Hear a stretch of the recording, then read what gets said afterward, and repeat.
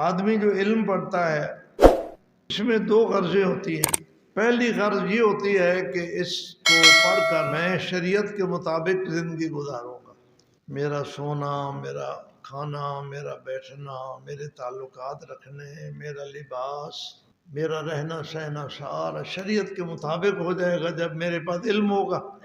یہ پہلا مقصد ہے اور سب سے اہم مقصد ہے۔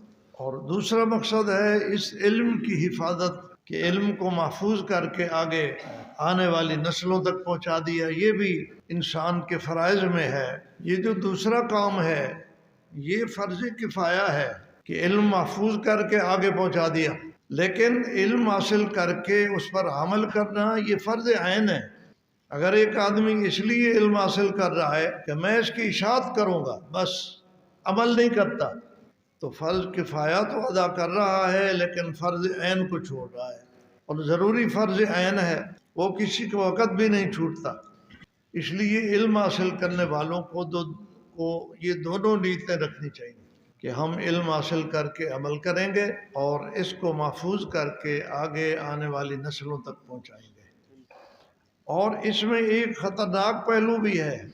ایک آدمی علم حاصل کر کے عمل بھی نہیں کرتا اور آگے منتقل بھی نہیں کرتا، اس نے اللہ کی بہت بڑی نعمت کی بے قدری کی ہے۔ اس پڑھے ہوئے سے، اس کو عالم تو نہیں کہنا چاہیے، عالم تو وہی ہوتا ہے جو بعمل ہوتا ہے، اس پڑھے ہوئے سے ان پڑھ بندہ زیادہ بہتر ہے، کیونکہ اس سے یہ سوال نہیں ہوگا کہ جو علم حاصل کیا تھا عمل کتنا کیا، اس سے اور طرح سوال ہوگا، لیکن اس سے یہ سوال ہوگا کہ جو علم حاصل کیا اس پر عمل کتنا کیا۔ تو اس نے نہ خود عمل کیا نہ آگے پہنچایا، تو اس نے اپنا وقت بھی ضائع کیا جو پڑھنے میں لگایا، اور اس نعمت کی ناقدری بھی کی جو اللہ نے اس کو عطا کی تھی، علم والی نعمت۔ ایک پہلو اور بھی اس میں خطرناک ہے، وہ یہ ہے کہ علم حاصل کر کے عمل نہیں کرتا، اس علم کو آگے بیچتا ہے۔